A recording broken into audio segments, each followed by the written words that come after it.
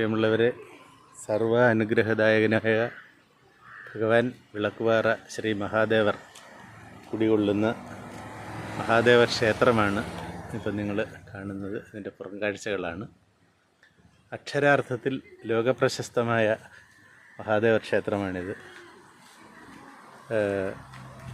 ഈ വിളക്കുപാറ എന്ന് പറയുന്ന നാടിൻ്റെ സർവ്വ ഐശ്വര്യങ്ങൾക്കും നിദാനമായ ഈ നാടിൻ്റെ മാത്രമല്ല, ഈ പ്രദേശങ്ങളിൽ വന്ന് അല്ലെങ്കിൽ ഇവിടം സന്ദർശിക്കുന്ന എല്ലാവരുടെയും ഹൃദയത്തിൽ വലിയ ആഹ്ലാദവും ഭക്തിയും നിറയ്ക്കുന്ന ഒന്നാണ് മഹാദേവൻ്റെ സന്നിധി. ഞാൻ ലോകപ്രശസ്തം എന്ന് പറഞ്ഞതിന് പ്രത്യേകിച്ച് ചില കാരണം കൂടെയുണ്ട്. നിങ്ങളെല്ലാം മനസ്സിലാക്കിയിട്ടുള്ളതുപോലെ ചലച്ചിത്ര പശ്ചാത്തല സംഗീതത്തിന് ഓസ്കർ അവാർഡ് നേടിയ ശ്രീ റസൂൽ പൂക്കട്ടിയുടെ ജന്മദേശം എന്ന് പറയുന്നത് ഈ വിളക്കുപാറയാണ്. റസൂൽ പൂക്കട്ടി തന്നെ ഒരിക്കൽ അനുസ്മരിച്ചതുപോലെ ഭഗവാന്റെ തിരുസന്നിധിയിൽ വന്ന് ഇവിടുത്തെ ആദിമമായ ആ മന്ത്രവും ഭഗവാന്റെ കീർത്തനങ്ങളുമൊക്കെ കേട്ടാണ് താൻ സംഗീതത്തിൻ്റെ അമര ലോകത്തേക്ക് വന്നത് എന്ന് റസൂൽ പൂക്കട്ടി തന്നെ സാക്ഷ്യപ്പെടുത്തിയിട്ടുണ്ട്. അപ്പോൾ ഇവിടെ വളരെ മനോഹരമായ അതിഗംഭീരമായ ഒരു പശ്ചാത്തല ഭംഗിയാണുള്ളത്. ഈ പ്രദേശം എന്ന് പറയുന്നത് ഭക്തിപൂർവം ഇവിടെ ക്ഷേത്ര ദർശനത്തിന് വരുന്നവർ, ഭക്തന്മാർ കൂടാതെ ഒട്ടനവധി സഞ്ചാരികൾ ഇവിടെ എത്തിച്ചേരാറുണ്ട്. ഈ ഭാഗമൊക്കെ നിങ്ങൾക്ക് കാണാൻ കഴിയും.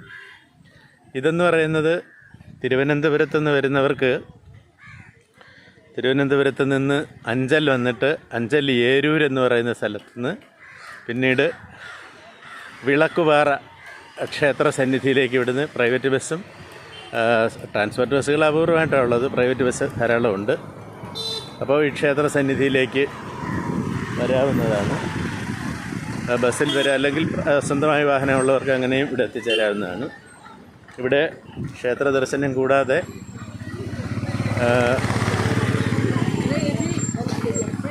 ശരിക്കും ഒരുപാട് മനോഹരമായ ദൃശ്യങ്ങൾ സംഭാവന ചെയ്യുന്ന അതീവ ഹൃദ്യമായ പ്രകൃതി ഭംഗി നിറഞ്ഞ ഒരു പ്രദേശമാണ് ഇതെന്ന് പറയാൻ എനിക്ക് തന്നെ അത്യധികമായ അഭിമാനവും ആഹ്ലാദമുണ്ട്. കാരണം ഞങ്ങളുടെയൊക്കെ തൊട്ടടുത്ത പ്രദേശമാണിത്.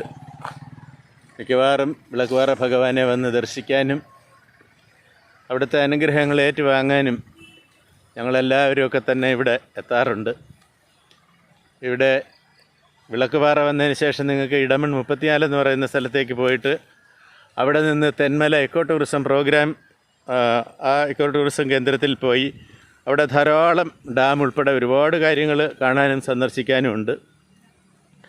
അത് കഴിഞ്ഞിട്ട് യാത്രികർക്ക് പോകാവുന്ന ഏറ്റവും ആകർഷകമായ ഒന്നാണ് ആര്യങ്കാവ് പഞ്ചായത്തിലുള്ള പാലരുവി വെള്ളച്ചാട്ടം. പാലരുവിയിൽ നിങ്ങൾക്ക് ഇവിടെ നിന്ന് പോകാവുന്നതാണ്.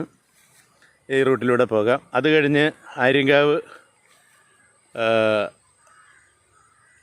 അയ്യപ്പ ക്ഷേത്രമുണ്ട്, അവിടെ പോകാം.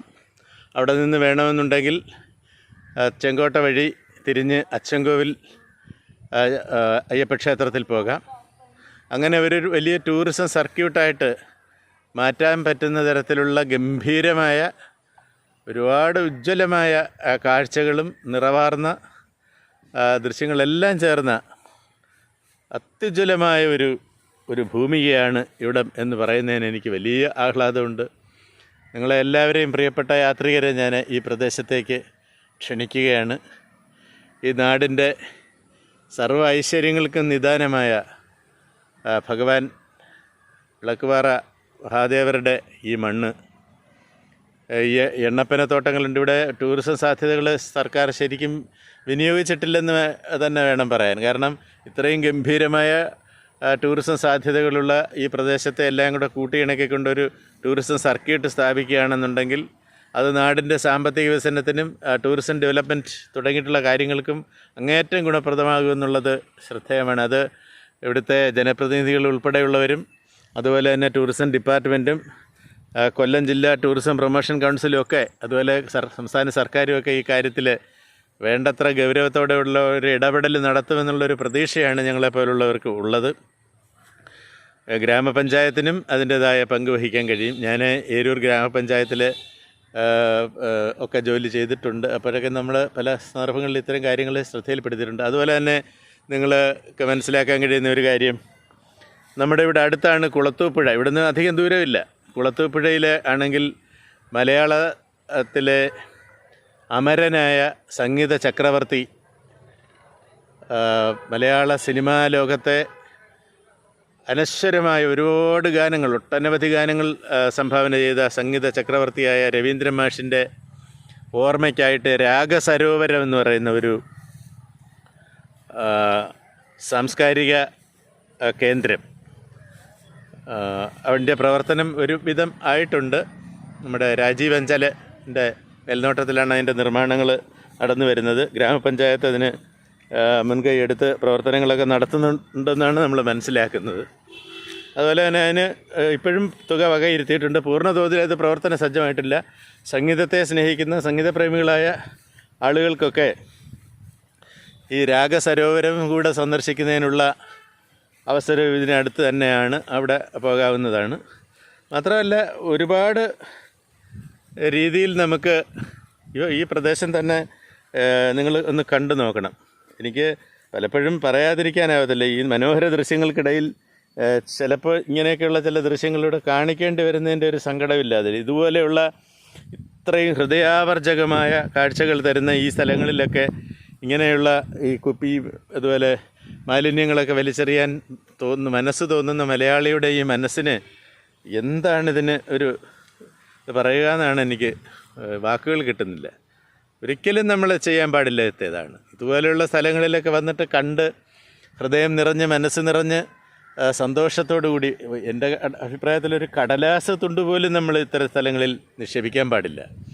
അത്രയേറെ പാവനതയോടുകൂടി നമ്മൾ നമ്മുടെ പ്രകൃതിയെയും അതുപോലെ നമ്മുടെ ഇത്രയും മനോഹരമായ ഈ സ്ഥലങ്ങളെയും ഒക്കെ സൂക്ഷിക്കേണ്ടവരാണ്. വിദ്യാസമ്പന്നരായ ചെറുപ്പക്കാരൊക്കെയാണ് ഇത് പലപ്പോഴും ചെയ്യുന്നത് എന്ന് ഓർക്കുമ്പോഴാണ് അങ്ങേയറ്റം ഇതിനകത്ത് സങ്കടം തോന്നുന്നത്. ഏതായാലും പ്രിയപ്പെട്ടവരെ, ഏറ്റവും രസകരമായ, ഹൃദ്യമായ, മനോഹരമായ, അത്യന്തം ഹൃദയാവർജകമായ ദൃശ്യഭംഗി നിറഞ്ഞു നിൽക്കുന്ന, ഇപ്പോൾ അവിടുത്തെ ആ മലയുടെ മടിത്തട്ടിൽ ഉള്ള ഈ ഹരിതാഭമായ ഈ കാര്യങ്ങളൊക്കെ നിങ്ങൾക്ക് കാണാവുന്നതേ ഉള്ളൂ. എന്ത് രസകരമായ ഒരു ദൃശ്യമാണെന്നറിയാം. ഇവിടെയെല്ലാം നിങ്ങൾ ഒന്ന് സന്ദർശിക്കണം. വൈകുന്നേരങ്ങളിലോ അല്ലെങ്കിൽ രാവിലെയോ ആയിരിക്കണം, അല്ലെങ്കിൽ മറ്റു സമയങ്ങളിൽ അത്ര പോരാ.